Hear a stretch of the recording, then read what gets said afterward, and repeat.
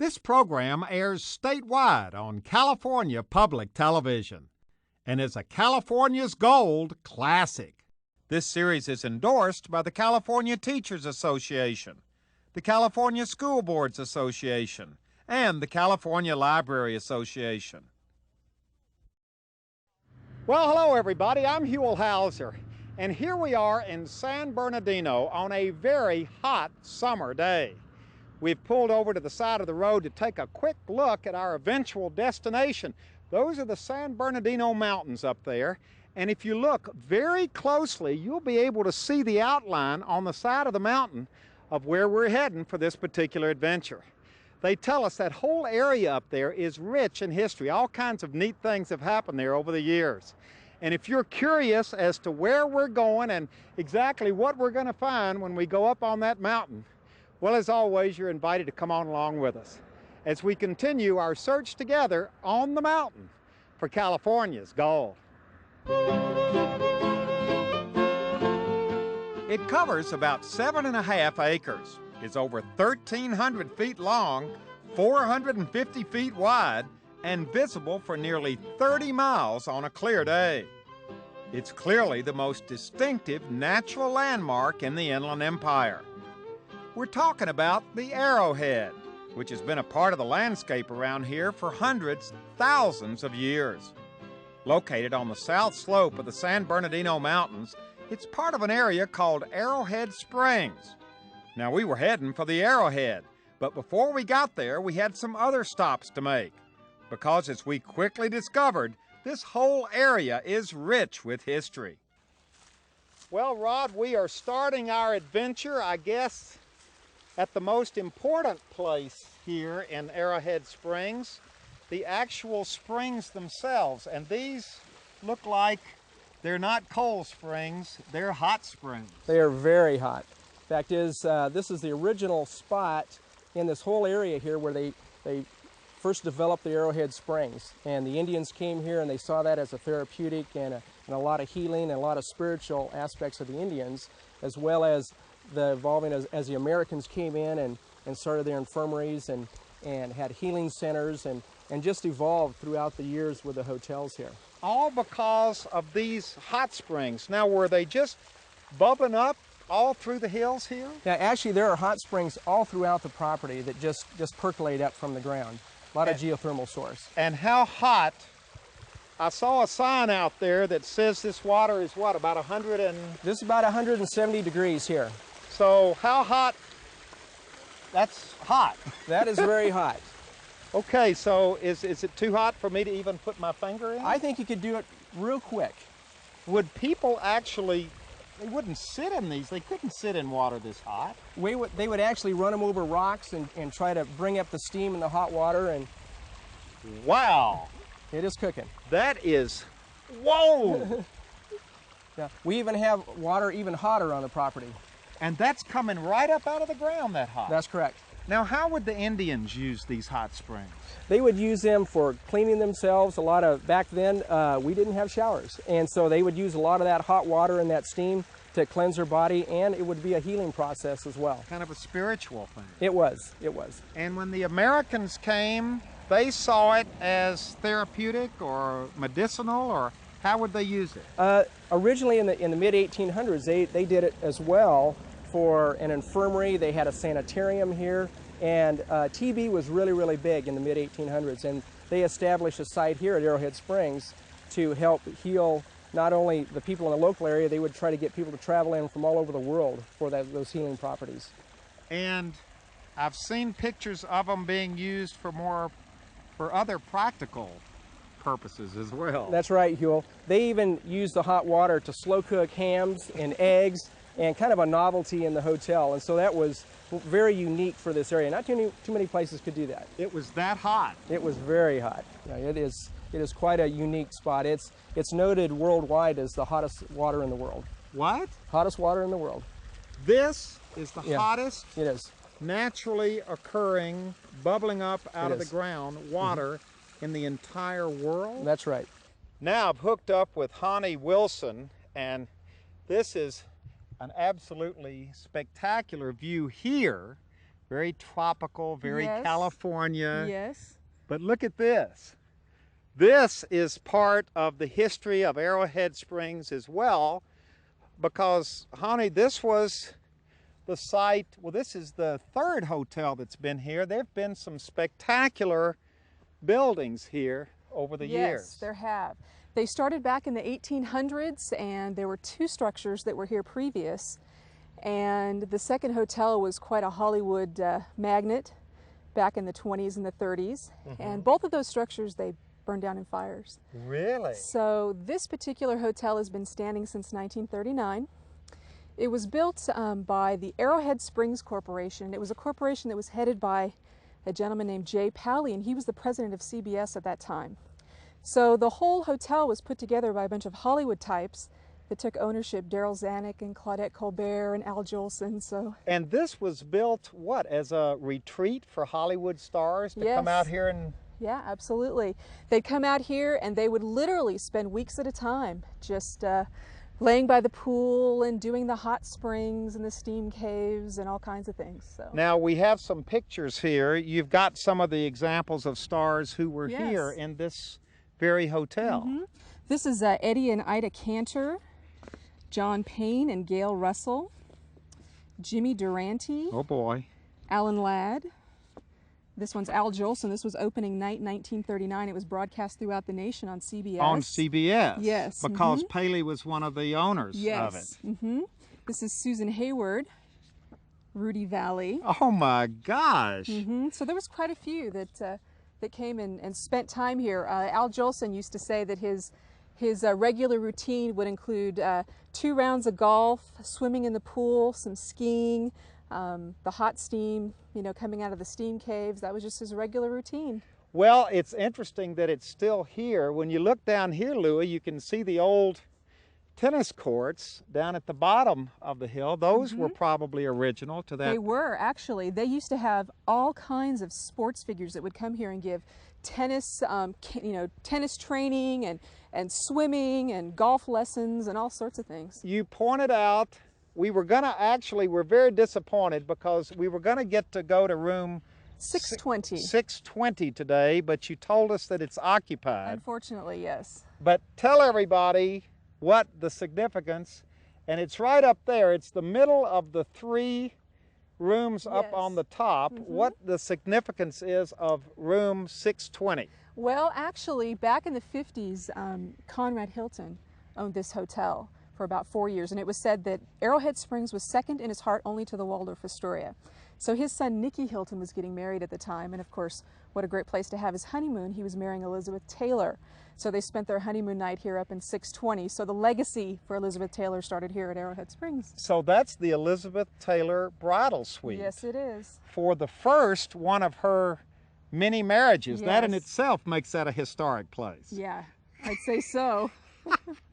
Well, let's walk up to the hotel because you really get a sense of, you can really get a sense of the grandeur of the place. Nestled here in the mountains with this beautiful big lawn.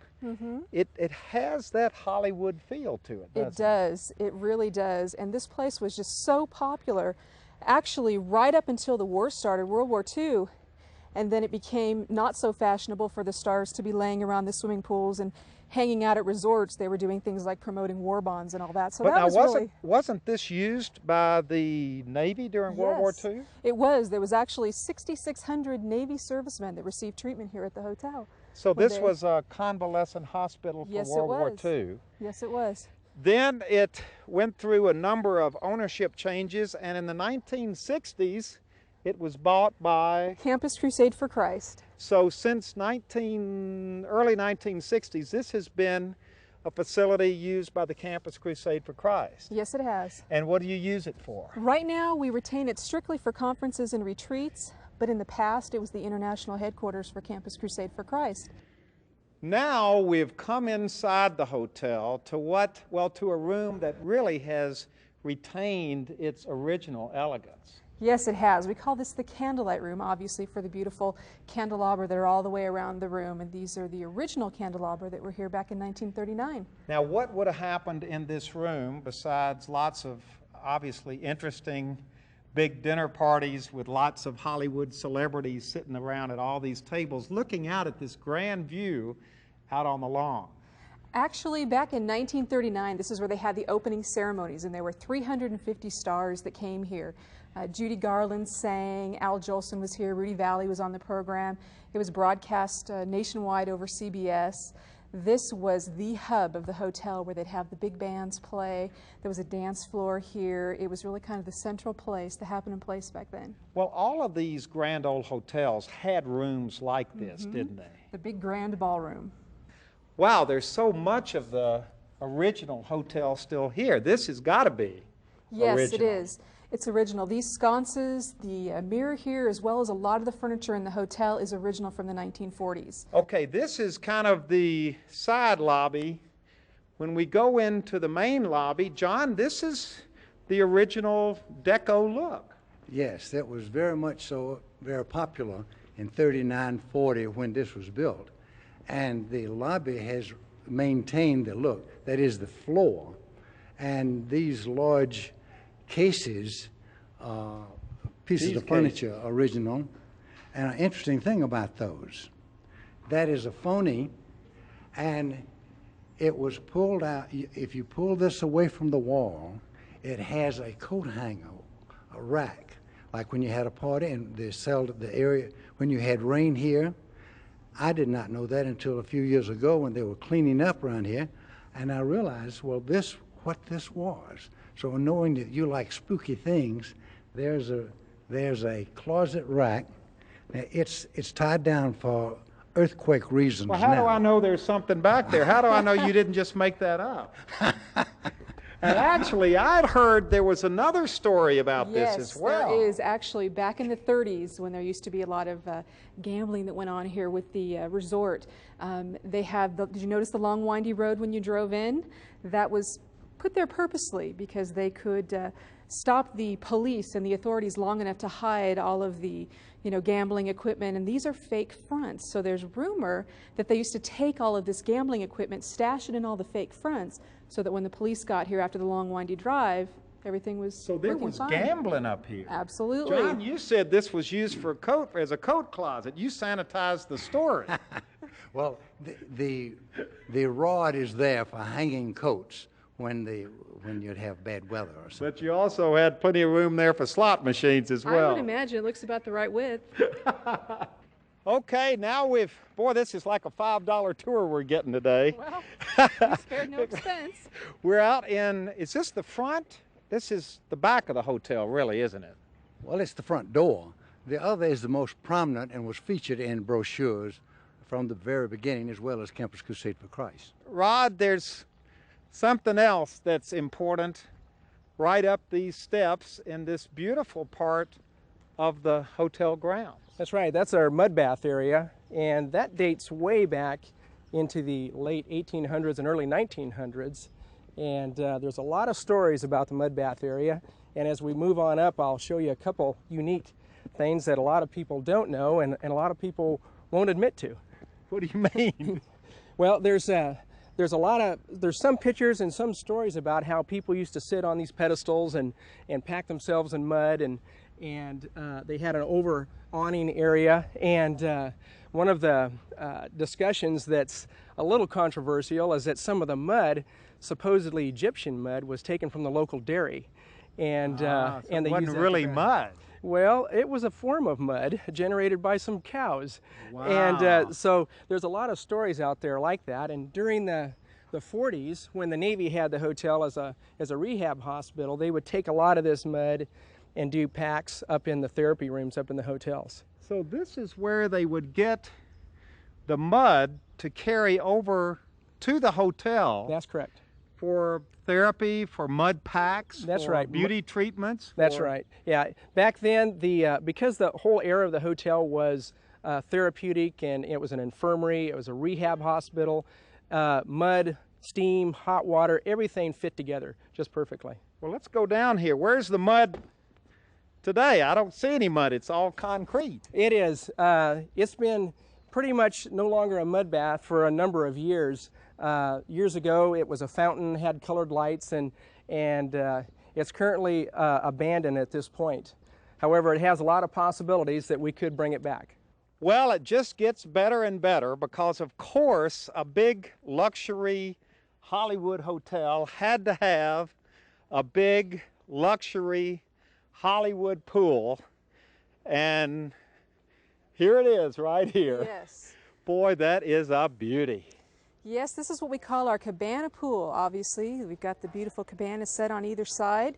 This pool was built for Esther Williams when she filmed her movie Neptune's Daughter. She actually filmed 2 movies here, the other one called The Thrill of a Romance. So I can just see her doing her water ballet in the middle of the pool. It's just a perfect location for someone like her. Boy, the setting here too, it's just spectacular. And this is the original 1940s, 1939 pool. Yes, it is. It's very unique. It has a lot of individual mosaic tile on the bottom. It's quite unusual with the scalloped edges. I think it's one of the most beautiful of its kind around. And that's historic water because Esther Williams was in that water. Yes, she was. She was. Along with other stars? Yes, this was the place for the stars to hang out. In fact, you could rent the little cabanas on either side and get your massage there during the day, and the wait staff would bring you your drinks, and this would just be the central place to hang out. Huell, I forgot to tell you, I have the most incredible shot of Humphrey Bogart standing, I believe, right in this spot here next to the pool in his swimsuit and flippers. It's just absolutely adorable. Wait a minute, Humphrey Bogart was standing about right here? Yes, about right here in his flippers by the pool. Unmistakable. Well, we've got some new little Humphrey Bogarts in the pool today. Y'all know this is a very historic pool. Yeah, and these are the historic cabanas. It looks like they're almost original. Yes. And when you get out here, you've got the wonderful shot of the mountains, the huge trees, and then back up here, if we come over here, Louie, and take a look, this is the second part of our program, you know, honey. We're going to go up to the side of the mountain. If you look up on the side of the mountain, there is the arrowhead. That is the natural part of this whole story. We've been concentrating on the hotel and the historical part 40s of era. the 40s era so far, but we're going to end up in just a minute, although actually we've got one more place to go, don't we? Yes, we do. There's one place that you cannot miss, and that is the steam caves at Arrowhead Springs. The steam caves are our next destination before we go up to the Arrowhead. And boy, I tell you what, I am getting real close to just taking off my jeans and going in my boxers right now. You know, this pool, even though it's nice and hot outside, and this pool actually is heated by hot springs, which I forgot to tell you. We use the geothermal here to heat this pool. We actually have to cool it down before it goes into the pool. But right now, it's probably in the 80s. Oh, this is and we nice can heat water. this till well into the 90s. This is nice. Yeah, it's beautiful. In the morning, you see the steam coming off it all year round. Well, steam is the operative word because right now we're going to the hidden part of this story, the steam caves. Yes. Okay, now we've done it. To end up this part of our adventure, we have come into a very tropical, very overgrown, very adventuresome looking path, Rod, that takes us down to really one of the secrets of the old hotel. It sure does, Huell.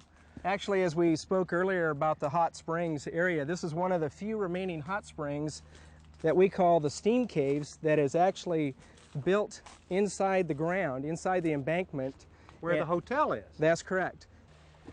Boy, I want you to know that it's an adventure just getting here, but this is the kind of stuff I like. This is real history right here. Tell us what we're looking at. Well, what we're looking at, as we spoke of earlier, this is the outside of the steam caves, and this is built actually back into the embankment underneath the hotel. So the hotel's just right up here. That's correct. And this whole area You've got a part of a building here. You've got an old building here with these wonderful old glass tiles here. What happened down here, Rod? Well, during the era that they built this for the rehabilitation for this side of the infirmary and the rehab hospital during the war, they used this during that era, and they actually had a men's side and a women's side because it was outfitted with both men and women. They had massage tables. They did all different types of therapy in here, much like the cleansing that we spoke of earlier with the Indians. Boy, look at this. This is neat. Hello? Oh my gosh. Now it's gotta be way over 100 degrees in here, maybe 120, 130. It is. With the steam, it is very, very warm. And oh my God, oh, here's the cave. This is the cave. Yeah, this is one of the caves that they used to come in, and the hot water would roll underneath those redwood slats. They'd sit on these benches in here, and that hot water would percolate and steam. And as you can feel it as we're standing here, nasal passages and all different other ailments were noted to be cured. What's that white stuff on the rocks? That's all the scale and calcium deposits from the mineral water. And these are the original benches. They are. And there were all of these little rooms here where people would come and get steam. That's right. And then when they would come in here, this was the, oh boy. People hadn't been in here in a while, have they? It's been a while. This is where they would come and get a rub down, get a massage. That's right. That's right. There was old exercise equipment, some of the old machinery that had the leather belt that would vibrate your tummy and get rid of some of that unwanted fat. All happened right in here. Well, it's interesting because we started this adventure with the natural hot springs outside that the Indians used. That's hundreds, right. thousands of years ago. That's right, same principle. And here we are in, well, this place doesn't look like it's been used for decades. Yeah, it's been a number of years. Well, thank you for letting us come in here. You're surely Not welcome. many people come through here, do they? Yeah, don't want to do it too much. Well, we're ending up this part of our adventure here at the Arrowhead Bowl, which was actually dedicated by the Reverend Billy Graham back in 1967. Thank you all very much for the tour. Rod and I are still sweating like horses here after that steam cave. Thanks a lot. That's right. That's right. We are beating sweat. That was above and beyond the call of duty. Thank you all very much. Thank you, Huell. My pleasure. We've had a great time, Glad you're but with we us. still have the natural part of our tour. And there it is up there on the mountain. That's an arrowhead up there. And Nick, you're a member of the San Bernardino Historical Society, and that's the arrowhead. That's the arrowhead, that's right. Many people that live in the San Bernardino area don't realize there is an arrowhead on that mountain. And people see names like Arrowhead School, Arrowhead Avenue, Arrowhead Cleaners, Arrowhead Country Club. Lake Arrowhead. Lake Arrowhead. And actually, most people think that all these businesses named Arrowhead or streets are named after Lake Arrowhead. But Lake Arrowhead wasn't named Lake Arrowhead until the 1920s. And basically, they're all named after this geological formation. Well, I think our camera can pick it up. Even the Arrowhead water was named after that arrowhead, right? That's right.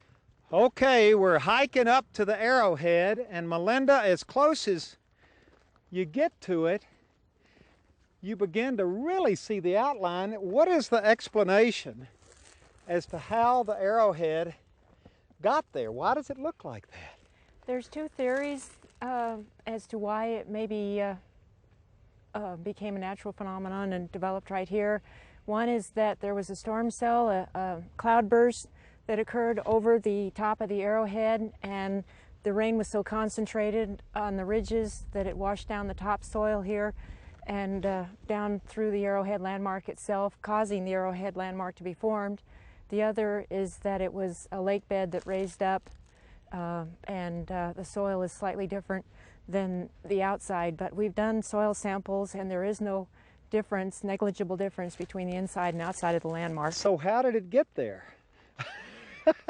Give us your Forest Service opinion on how that arrowhead got there. It's just a natural phenomena. It has the only difference between the arrowhead landmark and the surrounding area is that for some reason In the Arrowhead landmark itself, the vegetation that grows is of a lighter consistency than the outside. Now, do we know when the arrowhead was first discovered, when somebody actually looked up here and said, wow, that looks like an arrowhead? There's Indian legends, but the first recorded instance is back in 1774 by Captain Juan Bautista de Anza in his expedition, and the earliest known written recording is in 1810. So it's been here a long time, probably a lot longer than that. Yes. I mean, the Indians probably knew about it for hundreds of years before that. Yes, there's a number of Indian legends associated with the Arrowhead landmark. Well, thank you very much. Thank you. This has been a wonderful day. Thank you, Huell. You all missed the earlier part of the adventure when we were in the steam caves. I don't mind that a bit. Yeah, that was something. So I'm going to drink my arrowhead water and just kind of stand back and look at this wonderful arrowhead, which has been here, I guess, for, what is your estimate, thousands of years? Thousands of years. At least thousands of years. It's still here today, and it's still a fine example of California's gold.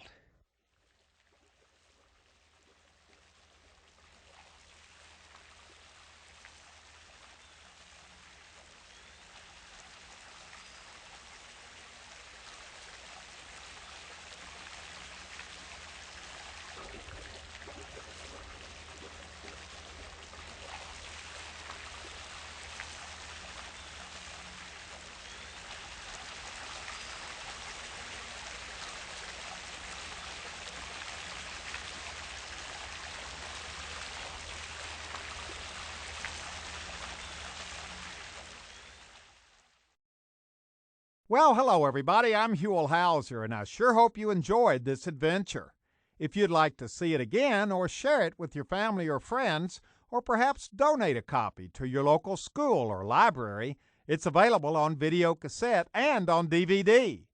All you have to do is call 1-800-266-5727 and we'll be glad to send it to you right away.